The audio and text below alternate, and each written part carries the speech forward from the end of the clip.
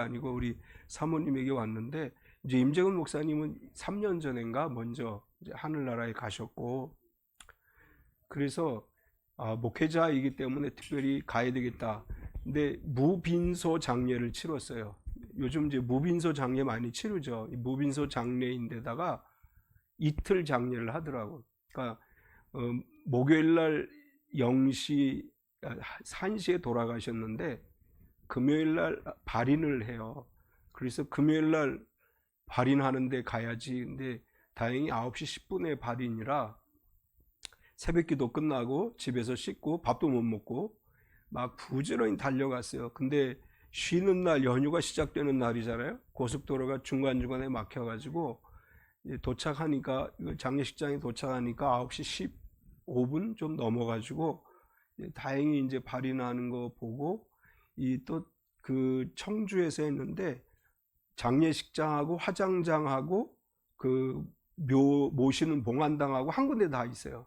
그래서 발인하고 옆에 가서 화장하고 또 한 시간 반 이상 기다렸다가 봉안당에 가서 봉안하고, 그러고 나니까 12시가 됐어. 9시 10분에.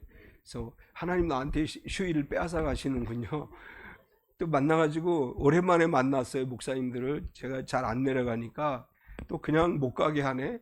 점심 먹고 차를 마시고 3시 반쯤 출발을 하니까 오다가 너무 졸려가지고 졸음 휴게소에서 한 30분 잤나?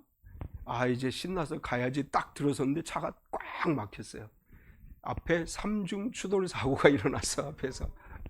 그래가지고 교회 오니까 6시 한 20분쯤 됐나?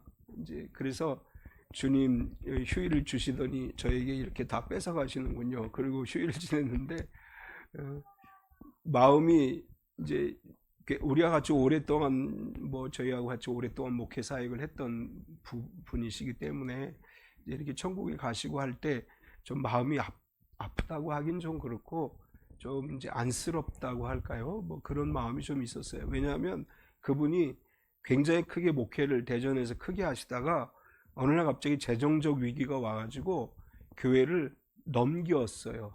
다른 데 넘기게 됐는데 그 과정에 이제 아픔이 굉장히 많았어요. 그래서 이제 결국 목회를 접은 거지, 못 하신 거지. 교회를 우리 교단 안에서 그래도 두 번째로 큰 교회 그 관저동에 크게 새로 지어가지고 목회를 상 크게 했었는데 그게 빚이 순간에 무너지더라고, 빚 때문에. 그래서 경매에 팔리고 그래서 상처를 많이 받으셨는데 또 어쨌든 천국에 입성하시고 해서 꼭 갔다 와야 되겠다 싶어서 갔다 왔습니다. 이제 우리 주변에 때로는 우리가 생각하지 않는 어려움들이 많이 겪죠. 생각하지 않았던 상황들이 우리에게 도래를 하고 우리가 예측하지 않았던 일들이 늘 일어날 수 있기 때문에 늘 예측할 수 없는 일이 일어날 수 있다는 거 믿고 계획을 잡으세요. 계획을 다 세워놨는데 갑자기 예측하지 않는 일들이 일어나게 되면 하나님이 이끄시는 건 어쩔 수 없지만, 오늘 제가 좋은 글 하나를 소개하겠습니다. 그것은 희망입니다. 내 손에 펜이 한 자루 있다면 그것은 희망입니다. 그 펜으로 글을 쓸 수 있고 그림을 그릴 수 있고 편지도 쓸 수 있으니까요. 내 입에 따뜻한 말 한마디 담겨 있다면 그것은 희망입니다. 그 말로 남을 위로할 수 있고 격려할 수 있고 기쁘게 할 수 있으니까요. 내 발에 신발 한 켤레가 있다면 그것은 희망입니다. 그 발로 집으로 갈 수 있고 일터로 갈 수도 있고 여행도 떠날 수 있으니까요. 내 눈에 눈물이 흐르고 있다면 그것은 희망입니다. 그 눈물로 가난과 슬픔으로 지친 이들의 아픔을 씻어낼 수 있으니까요. 내 귀에 작은 소리가 들려온다면 그것은 희망입니다. 나에게 꼭 필요한 말과 아름다운 음악과 자연의 속삭임을 들을 수 있으니까요. 내 코가 향기를 맡을 수 있다면 그것은 희망입니다. 은은한 꽃향기와 군침 도는 음식 냄새와 사랑하는 이의 채취를 맡을 수 있으니까요. 내 곁에 좋은 친구 한 사람 있다면 그것은 희망입니다. 그 친구에게 내 마음을 털어놓을 수 있고 지칠 때는 기댈 수 있고 따뜻한 위로도 받을 수 있으니까요. 내 가슴에 사랑 하나 있다면 그것은 희망입니다. 그 사랑으로 나를 사랑하고 남을 사랑하면 세상을 아름답게 살 수 있으니까요. 좋은 사람, 좋은 글, 그것은 희망입니다. 중에서 우리에게 주어진 상황에서 희망을 볼 수 있는 게 행복이죠. 늘 우리가 불평을 하고 불만을 토로하고 이것도 안 좋고 저것도 싫고 막 이렇게 이야기하면 행복하지 않아요.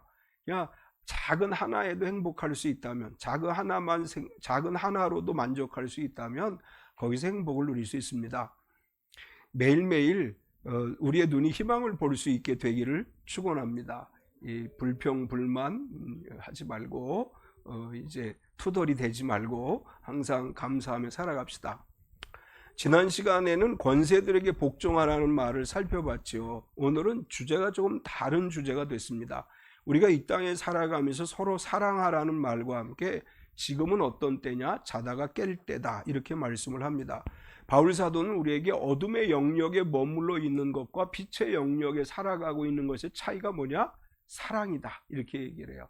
사랑이라고 하는 것은 우리를 빛 가운데로 인도하는 것이고, 우리가 어둠 속에 있다는 것은 사랑이 메말라 있는 삶이다, 이런 의미의 이야기를 하면서 결국 이 사랑이라고 하는 것과 빛의 갑옷을 입는다고 하는 것은 동일한 주제라고 할 수 있는데, 오늘 본문의 이야기를 중심으로 해서 빛의 갑옷을 입자, 이런 제목으로 은혜를 나누려고 합니다. 우리가 빛의 갑옷을 입은 성도로 살아가는 것에 대해서 바울 사도는 오늘 우리에게 이렇게 이야기를 해요. 첫 번째, 사랑은 율법의 완성이다, 이렇게 말을 합니다. 빛의 영역에 속하는 것과 어둠의 영역에 속하는 것에 대한 구분은 사랑이다, 이런 관점으로 설명을 하면서 사랑을 실천하며 살아가고 있는 것은 빛의 영역에 살아가고 있는 것입니다. 그리스도의 빛이 이 땅에 오셨기 때문에 우리는 그 사랑 안에 살아가는 성도이고, 우리가 빛 대신 그리스도 안에 거하는 성도라면 당연히 하나님의 사랑을 세상 가운데 실천하는 것이죠. 요한복음 15장 12절을 보면 내 계명은 곧 내가 너희를 사랑한 것 같이 너희도 서로 사랑하라 하는 이것이니라. 바울 사도는 오늘 사랑은 율법의 완성이다, 이렇게 이야기를 하면서 그리스도의 빛 가운데 거한다면, 그리스도의 사랑 안에 거한다면 우리가 마땅히 사랑하는 것이 맞다, 이렇게 말씀을 하지요. 예수님께서 마태복음 5장 17절에서 내가 율법이나 선지자를 폐하러 온 줄로 생각하지 말라. 폐하러 온 것이 아니요 완전하게 하려 함이라. 예수님이 율법을 완전하게 하려 하신다, 이렇게 말씀했는데 바울은 율법은 사랑으로 완성되는 거다, 이렇게 말씀을 하셨어요. 결국은 예수님이 율법을 완성하러 오신 것은 우리에게 사랑을 보여주기 위해서, 사랑을 실천하기 위해서 오신 것이다, 이렇게 해석할 수 있고, 우리도 이제 사랑을 실천하면서 하는 성도가 되어야 되는데, 사랑을 실천하며 살아가기 위해서는 사랑의 빛 외에는 빛을 지지 말아야 한다, 이렇게 말씀을 해요. 8절을 보면 피차 사랑의 빛 외에는 아무에게든지 아무 빛도 지지 말라. 남을 사랑하는 자는 율법을 다 이루었느니라, 이렇게 말씀을 합니다. 피차 사랑의 빛 외에는 아무에게도 아무 빛도 지지 말라. 이 말은 두 가지 의미가 있어요. 첫째는 성도들이 살아가는 데 있어 갚지 않고 남겨두는 빛이 있어서는 안 된다, 이런 의미로서 물질적인 측면에서 빛을 지는 사람이 아니라 나누는 사람이 돼야 된다, 이런 전제가 들어가 있고, 둘째는 사랑이란 성도들이 지불해야 되는 빛으로서 다 갚음이 없는 영원한 부채다, 이런 의미를 담고 있습니다. 로마서 8장 12절을 보면 그러므로 형제들아 우리가 빚진 자로 돼 육신에게 져서 육신대로 살 것이 아니니라.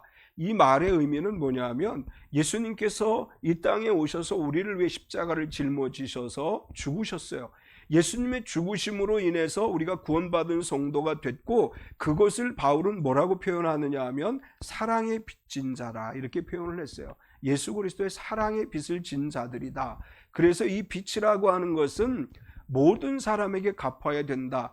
사랑의 빚진 자로서 우리는 아무에게든지 사랑의 빚을 갚아야 된다, 이런 의미로 이야기를 하고, 우리가 사랑의 빚을 갚는 데 있어서 대상은 성도뿐만 아니라 교회 공동체뿐만 아니라 교회 밖에 있는 사람들에게도 이 사랑을 전해야 된다, 이런 의미로 말씀을 합니다. 계속해서 바울 사도를 통해서 하나님 뭐라고 말씀하시느냐 하면 내 이웃을 내 자신과 같이 사랑하라, 이렇게 말씀을 해요. 9절을 보면 간음하지 말라, 살인하지 말라, 도둑질하지 말라, 탐내지 말라 한 것과 그 외에 다른 계명이 있을지라도 내 이웃을 내 자신과 같이 사랑하라 하신 그 말씀 가운데 다 들었느니라. 바울 사도가 언급하고 있는 여기 행하지 말아야 될 일들은 결국 사랑이 없기 때문에 남의 것을 빼앗는 행위들이죠. 간음하지 말라. 이 간음이라고 하는 것은 결국 부부 이외의 이성과의 관계를 이야기하는 거죠. 정당하지 않는 이성의 관계를 이야기하는 것이고, 그것은 곧 남의 부부나 남의 가정 파탄에 이르게 하는 것이기 때문에 그것은 사랑의 행위가 아니다. 이제 이런 의미로 이야기를 하고, 살인이라고 하는 것도 다른 사람의 생명을 빼앗는 거죠. 그러니까 이건 사랑이 아니에요. 도둑질이라고 하는 것도 역시 마찬가지로, 탐내는 것도 마찬가지죠. 남의 것을 빼앗기 때문에 결국은 그것은 사랑이 아니다. 우리가 사랑하면, 이웃을 내 자신과 같이 사랑하면 간음이나 살인이나 도둑질이나 탐내는 일을 할 수가 없다, 이렇게 말을 하면서 결국 우리가 내 이웃을 내 몸과 같이 사랑한다고 하는 것은 그리스도의 사랑을 실천하고 전하는 것이다. 그래서 내 이웃을 자신과 같이 사랑하라 이렇게 말하면서 사랑은 악을 행하지 않는다, 이렇게 말씀을 해요. 10절을 보면 사랑은 이웃에게 악을 행하지 아니하나니 그러므로 사랑은 율법의 완성이니라. 이제 바울은 체계적으로 이야기를 하는 거죠. 사랑은 이웃에게 악을 행하지 않아요. 사랑을 실천한다고 하는 것은 내 이익을 포기하고 내가 원하는 걸 내려놓고 베푸는 것이 진정한 사랑이죠. 요즘 우리가 스토커라는 이야기 많이 하잖아요. 그 스토커에게 왜 그렇게 했냐 물어보면 너무 사랑해서 그렇다고 얘기를 하잖아요. 사랑하기 때문에 스토커가 될 수 있는 것도 아니고, 진정으로 사랑하기 때문에 상대방을 얽매이려고 하는 것도 그건 진정한 사랑이 아니에요. 우리가 진정으로 사랑한다고 하는 것은 아무 조건이나 이유 없이 하나님의 사랑을 세상에 베푸는 것이죠. 우리가 세상을 향해서 사랑을 베풀 때 사실은 조건적으로 하는 경우가 많아요. 우리 전도용품이라는 거 나누잖아요. 전도용품에 교회 스티커 붙여서 예수 믿고 천당 가세요, 그리고 전도용품을 나눠줘요. 그 전도용품을 나눠주는 건 사랑으로 그냥 나눠주면 좋겠는데 꼭 거기다가 예수 믿고 구원 받으세요, 그리고 교회 오세요, 이렇게 전도용품을 나눠주죠. 사실은 대가를 원하는 거잖아요. 그냥 사랑으로 나눠주는 게 아니고 대가를 원하는 거예요. 너 이거 받았으니까 교회 와야 돼? 사실 이런 암묵적인 그 억압이 들어있잖아요. 요즘 정말 조심해야 되는 게, 얼마 전에 어떤 목사님이 페이스북에다가 이런 글을 올렸어요. 우리 교회를 위해서 기도해 주세요. 그래서 왜 그러면서 기도 이유를 달았는데, 이제 막 개척한 지 얼마 안 된 교회예요. 이제 이웃 초청 잔치, 전도 잔치 이걸 했어요. 그러다 보니까 나가서 이제 교회 안 다니는 아이들에게 복음을 전하면서, 야, 너 우리 며칠날 행사하는데 교회 와. 그러면 뭣도 줄게 이렇게 얘기를 하고, 그리고 이제 이 아이를 교회에 데리고 왔어요. 이 부모가 경찰에 고발을 했어요. 아이를 강제로 교회로 데리고 갔습니다. 이렇게 해가지고 이게 소송이 됐어요. 그러니까 이 교회에 그 아이를 데리고 온 사모님인가 집사님이 이제 경찰에 가서 이제 그 재판을 받아야 돼요. 아이를 강제로 끌고 왔다, 이렇게 돼가지고 이제 새생명 전도 초청도 하기 힘들게 됐어요. 이 아이들 데리고 오면 부모가 고발을 하면 경찰서 가야 돼요. 이 지금 세상이 좀 이렇게 돼가고 있고, 요즘 이제 아이들이 먹는 게 너무 많기 때문에 좋아졌기 때문에 길거리에서 전도용품 줘도 이제 먹을 거 줘도 안 받고, 또 손수건 휴지, 물티슈 줘도 안 받고, 인스타그램에 나왔죠. 제일 교회에서 좀 많이 주는 게 그거다, 이렇게 나왔는데, 그게 왜 많이 주느냐? 제일 싸기 때문이다, 또 이렇게까지 올려놨어요. 이제 사실은 전도를 위해서 지금까지는 뭘 나눠주고 해도 별 문제가 안 됐지만, 이게 이제 법적으로 문제가 되기 시작하는 시대가 됐어요. 근데 그것뿐만 아니라 우리가 전도를 목적으로 뭔가를 나누는 것은 진정한 사랑이 아니에요. 이제 우리 부활절 때 우리 헌금 들어온 거 나누기로 했는데, 우리 이제 그 혼자 아이를 키우는 어머니의 아들이 어린이집에 다니는데 태권도를 가서 했는데 너무 좋아서 태권도를 가고 싶다, 도장을 가고 싶다. 근데 이 어머니가 배달을 하시는 것 같아요. 그래서 이제 돈이 없는 거야. 그래서 이제 그러면 우리가 돈을 10만 원 우리 부활절 헌금으로 드릴 테니까 아이 도장 보내면 어떻겠습니까? 라고 얘기했는데 이 어머니가 이렇게 얘기하더라는 거예요. 그럼 우리가 교회 가야 되는 거예요? 아니면 교회에서 뭐 목적이 있어서, 그러니까 그 돈을 우리가 이렇게 이제 아이를 위해서 쓰게 도와주겠다고 하니까 목적이 있을 거라고 생각을 하는 거예요, 엄마들이. 그래서 우리 교회는 그렇지 않다. 우리는 그냥 순수하게 지금 몇몇 아이들을 도와주고 있다 이렇게 해서 지금 돕고 있는데, 또 이제 그 도장이 17만 원이래요. 이 학원이 그렇게 비싼 줄 몰랐어. 아이들 학원 한 서너 개만 보내면 그냥 100만 원 금방 나가는 세상이더라고요. 근데 우리가 10만 원을 도와주면 7만 원은 그 엄마가 내야 되잖아요. 그래서 내가 그 7만 원도 우리가 줘야 되겠다. 이제 그렇게 얘기를 했는데, 어쨌거나 이걸 우리가 주면서 그 엄마가 교회 나오세요라고 이야기하지 않아요. 그냥 예수님의 사랑으로 그냥 베푸는 거지, 이걸 가지고 교회에서 나가는 건 알아요. 우리 교회 통장에서 도장으로 돈이 들어가기 때문에 교회에서 주는 건지는 알지만 이걸 가지고 조건을 달지 않아요. 교회에 나와야 된다든지 이런 조건을 이야기하지 않고 그냥 순수하게 우리는 하나님께 받은 사랑을 작은 나눔으로 실천하는 거예요. 우리 교회는 어떤 일을 하든지 그런 관점으로 하고 있죠. 우리 장로님이 석촌동 주민센터, 삼전동 주민센터에 우리가 이렇게 아이들 장학금을 지급하면서도 어떤 조건을 달지 않고 지금 하고 있는 거예요. 이게 성경적인 나눔이에요. 성경적인 사랑이고, 교회에서 하니까 꼭 하나님께서 그 마음에 감동을 주셔서 하나님을 만나게 되기를 위해서 기도하는 거지, 우리는 그렇게 어떤 목적을 가지고 하는 것은 아니다. 성경이 그렇게 말씀을 해요. 목적 없이 사랑을 행하는 게 진정한 사랑이다. 그리고 이제 성경은 우리에게 뭐라고 말씀하시는가 하면, 지금은 두 번째로 자다가 깰 때가 되었다 이렇게 말씀을 해요. 빛의 갑옷을 입어야 한다는 측면에서 이야기하는데, 빛의 갑옷을 입기 위해서는 먼저 깨어나야 되죠. 아무리 좋은 갑옷을 입고 있어도 잠든 병사는 무의미해요. 아무리 좋은 무기를 가지고 있어도 병사가 잠들어 있으면 그건 아무 의미가 없어요. 오늘 우리가 빛의 갑옷을 입어야 된다라고 말씀하시면서 지금은 어떤 때인지 자다가 깰 때가 되었다 이렇게 말씀을 하면서 바울 사도를 통해서 우리에게 이렇게 얘기합니다. 시기를 알아야 된다 이렇게 말씀을 해요. 11절을 보면, 또한 너희가 이 시기를 알거니와 자다가 깰 때가 벌써 되었으니 이는 이제 우리의 구원이 처음 믿을 때보다 가까웠습니다. 시기와 때를 잘 분별하는 것이 지혜로운 신앙생활을 하는 거죠. 내가 살아가는 이 때가 어느 때인지, 내가 살아가고 있는 이 시기가 어떤 때인지를 분별할 수 있는 것이 하나님의 영으로 인도함을 받는 사람들의 삶의 모습이라고 할 수 있습니다. 시기와 때를 잘 분별하라 이렇게 말하면서 바울은 뭐라고 얘기했느냐 하면, 지금은 자다가 깰 때라 이렇게 말씀을 합니다. 잠을 자다가 깰 때라는 말은 해가 떠서 더 이상 잠을 잘 시간이 아니다라는 의미로 이야기하는 것이죠. 그러면서 뭐라고 얘기하느냐 하면, 우리의 구원이 처음 믿을 때보다 가까웠다. 이 말은 무슨 말이냐 하면, 예수 그리스도가 오시면 구원이 완성되는 거예요. 그래서 예수 그리스도가 오실 날이 점점 가까워지고 있다 이런 뜻이에요. 예수님이 재림하게 되면 구원은 완성되어져요. 이제 예수님이 오실 날이 멀지 않았기 때문에 지금은 어떤 때이냐? 자다가 깰 때이다. 주님 오실 날이 멀지 않았기 때문에 우리는 이제 자다가 깰 때가 된 것이다. 그리고 계속 이렇게 이야기합니다. 어둠의 일을 벗어야 한다 이렇게 말을 해요. 12절을 보면, 밤이 깊고 낮이 가까웠으니 그러므로 우리가 어둠의 일을 벗고 빛의 갑옷을 입자.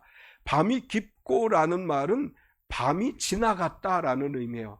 이제 우리 새벽이 되면 밤이 지나가면 아침이 오잖아요. 그래서 여기 사용되어지고 있는 헬라어의 의미는 밤이 지나갔고 아침이 가까웠다 이렇게 말하는 것은 낮이 가까웠다, 낮이 이르렀다 이런 의미고, 이미 눈앞에 낮이 와 있기 때문에 이제는 이제 어둠의 일을 벗고 이제는 빛의 갑옷을 입고 일어날 때가 됐다 이런 말씀을 하고 있는 것입니다.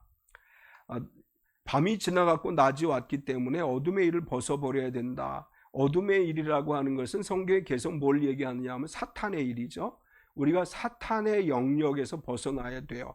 우리 안에 사탄의 영역이 여전히 남아있다면 이것들을 내어버리고 성경 안에서 빛 되신 그리스도 예수의 삶을 닮아가는 삶을 살아가야 된다. 이제 이런 의미로 말씀하는 것입니다. 예수님을 믿는다고 하면서 여전히 어둠의 일을 벗지 못하고 살아가는 사람들이 있어요. 내 안에 예수 그리스도를 믿음에도 불구하고 여전히 미신적인 사고방식 또는 내 안에 우상 숭배를 따라가려고 하는 마음, 내 안에 나도 모르게 자꾸 세속적인, 무속적이고 세속적인 방법을 추구하려고 하는 거, 이런 것들을 다 내어버리고 하나님 말씀과 성경 중심의 삶을 살아가야 됩니다. 제가 요즘 자주 그런 얘기를 하는데, 텔레비 틀어보면 곳곳에서 점쟁이들이 나오고 무당들이 나오고 막 이러죠. 뭐 별별 프로그램이 다 있어요. 정상적인 프로를 하다가도 갑자기 점쟁이 찾아가고 막 무당들이 나와서 판을 치고 지금 이런 상황이에요. 이호선 씨, 상담하는 이호선 씨도 뭣도 모르고 어느 프로에 갔더니 무당들이 하는 프로였어요. 그래서 그만뒀다. 이제 이런 보도가 나왔는데, 텔레비 안에서 이렇게 무속의 이야기, 점치는 이야기를 자꾸 하는 이유가 뭐냐면 이미 우리 사회가 자꾸 어둠의 영역에 지배당해 가고 있다는 것을 의미하는 거예요. 예수 믿는 사람들이 사주팔자 이야기하고 예수 믿는 사람들이 뭐 날짜를 따지고 이렇게 하는 것은 결국 우리 안에 아직 어둠의 영역이 남아 있다는 거예요. 내 안에 있는 어둠의 영역, 어둠을 다 물리치세요. 우리는 예수 그리스도 안에 살아가는 하나님의 사람들이에요. 오직 기도와 말씀과 성령으로 우리의 삶을 살아가야지 이렇게 어둠의 영역을 따라서 살아가서는 안 된다. 이제 어둠의 일을 벗어버리는 대신에 빛의 갑옷을 입어야 된다. 12절에 밤이 깊고 낮이 가까웠으니 그러므로 우리가 어둠의 일을 벗고 빛의 갑옷을 입자. 이것은 에베소 6장 11절에서 17절까지 잘 설명되어져 있습니다. 같이 한번 읽겠습니다. 마귀의 관계를 능히 대적하기 위하여 하나님의 전신갑주를 입으라. 우리의 씨름은 혈과 육을 상대하는 것이 아니요 통치자들과 권세들과 이 어둠의 세상 주관자들과 하늘에 있는 악의 영들을 상대함이라. 그러므로 하나님의 전신갑주를 취하라. 이는 악한 날에 너희가 능히 대적하고 모든 일을 행한 후에 서기 위함이라. 그런즉 서서 진리로 너희 허리띠를 띠고 의의 호심경을 붙이고 평안의 복음이 준비한 것으로 신을 신고 모든 것 위에 믿음의 방패를 가지고 이로써 능히 악한 자의 모든 불화살을 소멸하고 구원의 투구와 성령의 검 곧 하나님의 말씀을 가지라. 아멘. 어둠의 일을 벗고 빛의 갑옷을 입고 언제나 영적 싸움을 준비해야 된다. 마귀는 끊임없이 우리와 싸우기 위해서 도전해 옵니다.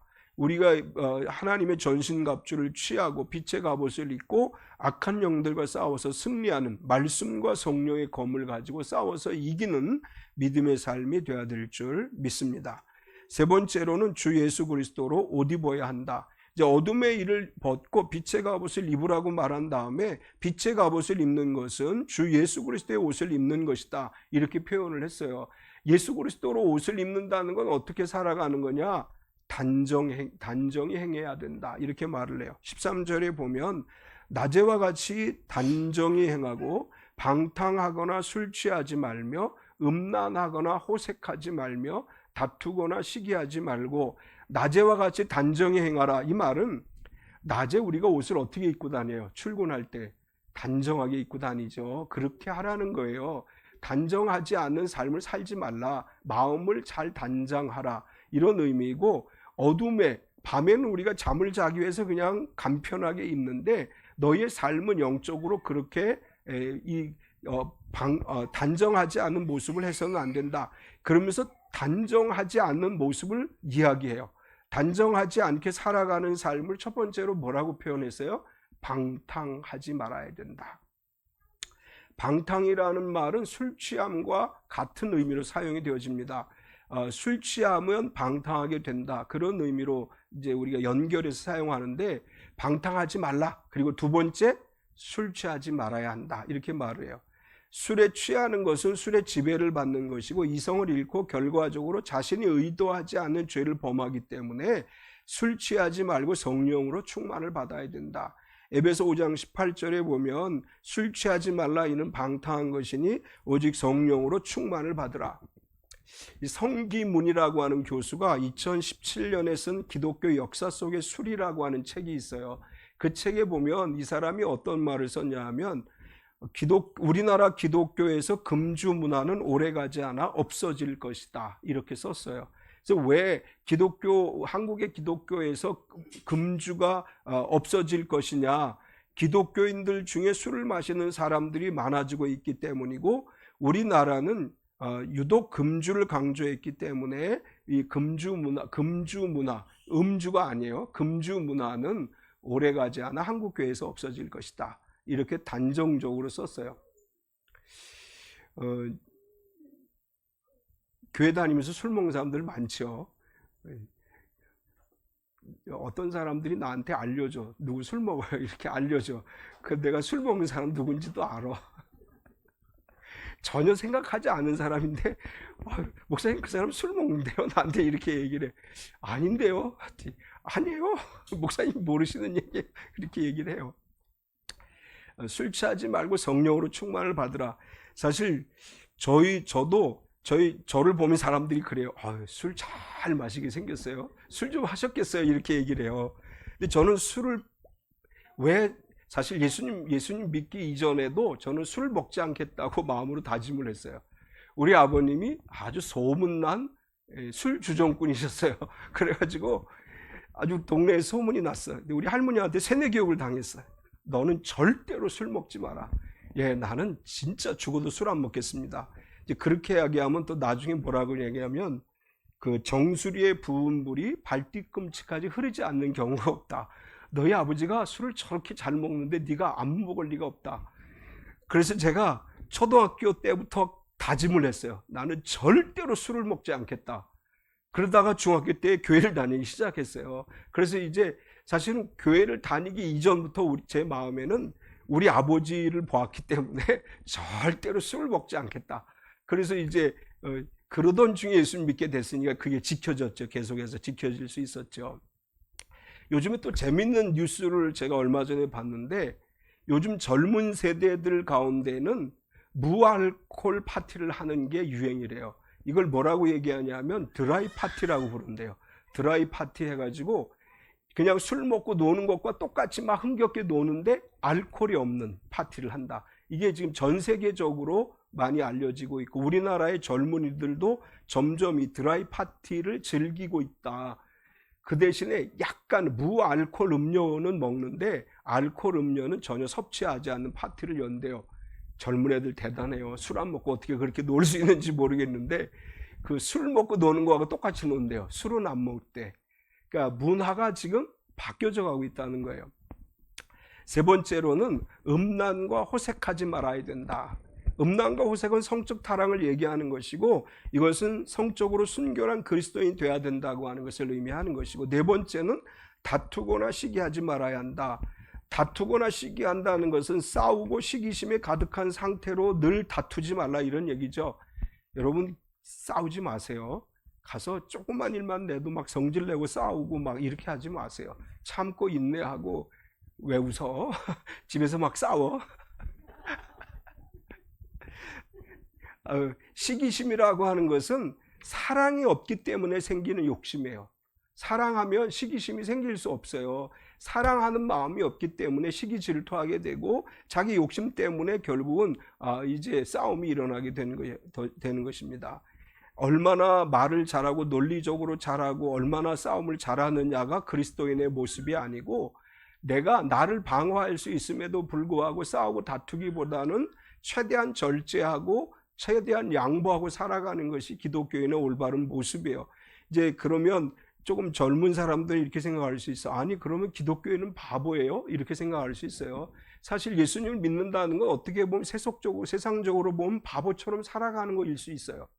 내 이익과 내 유익을 추구하는 것은 그리스도인의 온전한 모습이 아니고 내게 손해가 오더라도 참고 인내하며 살아가는 것이 진정 그리스도인이고 예수님 자신이 그렇게 하셨어요. 예수님이 우리를 위해 십자가를 짊어지실 때 아무런 것 따지지 않았잖아요. 날 위해 죽으시면서 야 내가 널 위해 죽었어 그러니까 너 앞으로 이거 해야 돼 라고 우리에게 말씀하신 게 아니에요. 그냥 우리를 위해서 다 내어주신 거예요. 마지막으로 육신의 일을 도모하지 말아야 한다 이렇게 말씀을 해요. 14절을 보면 오직 주 예수 그리스도로 옷 입고 정욕을 위하여 육신의 일을 도모하지 말라.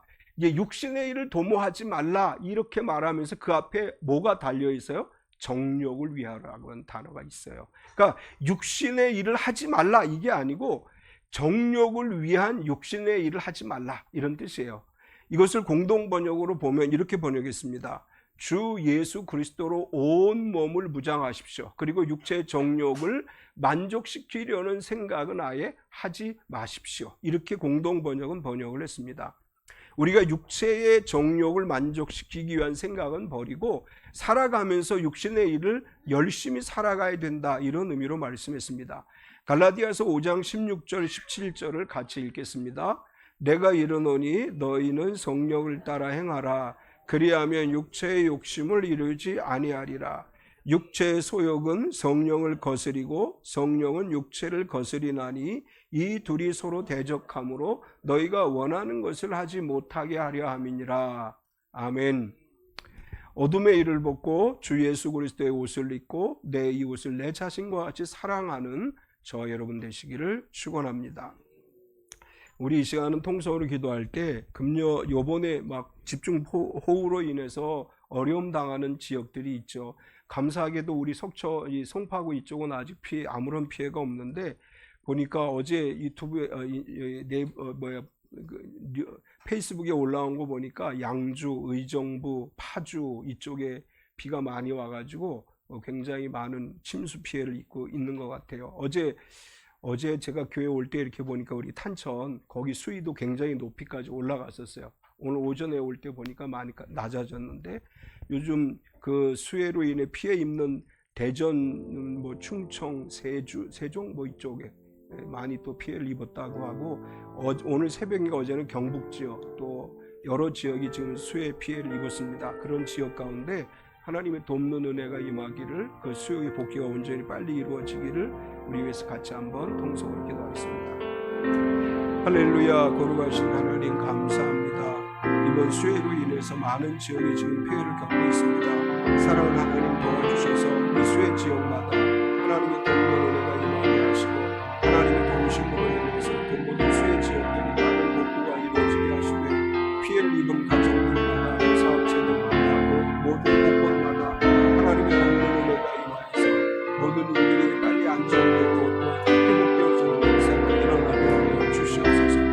우리의 기도와 우리의 나눔이 어려움 당하는 사람들에게 작은 힘이 되게 하여 주시고 언제나 하나님의 돕는 은혜가 함께함으로 인해서 모든 나라의 모든 국민들이 한마음으로 되시게 하여 주시고 또한 서로 돕고 협력하는 가운데 하나님의 도우심의 손길을 역사가 일어나게 하여 주시옵소서. 언제나 우리의 삶이 주님의 것입니다. 언제나 주님만이 우리의 삶의 인도자이시고 우리 가운데 함께 하신 하나님이시고 주님이 인지하시고 역사하셔서 함께 하여 주시고 언제나 도와주시고 인도하여 주시옵소서.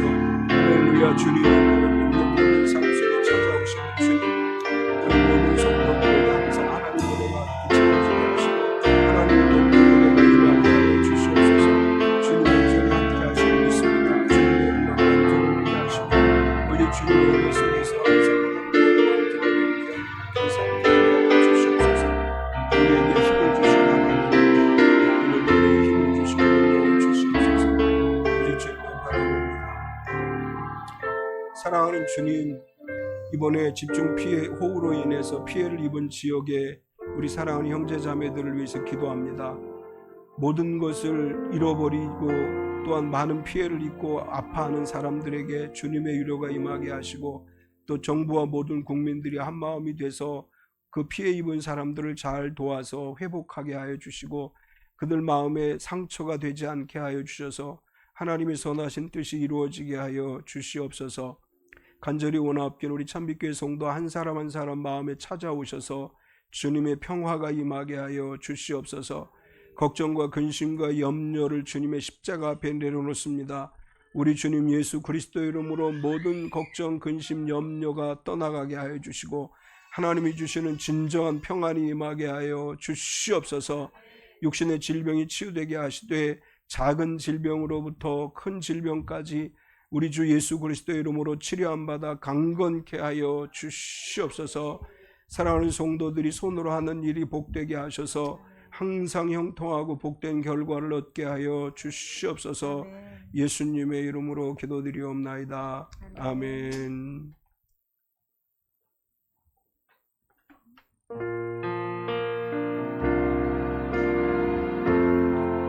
전능하신 하나님,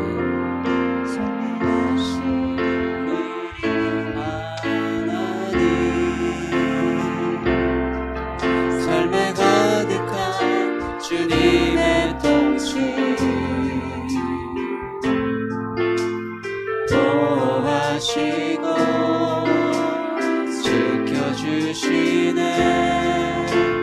복주시고 인도하시네.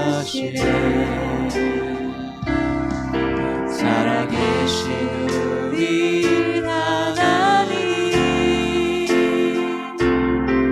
삶에 가득한 주님의 임재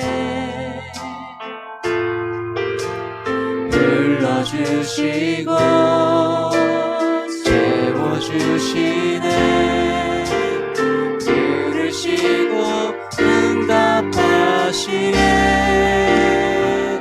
주의 손이 붙드시네, 흔들리는 우리의 삶을 주의 손이 고치시네. 상한 우리의 마음을 주의 손이 붙드시네, 주의 손이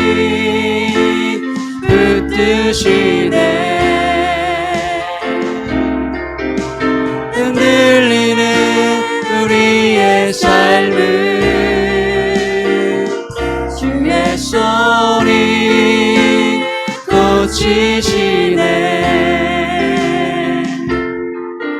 상한 우리의 마음을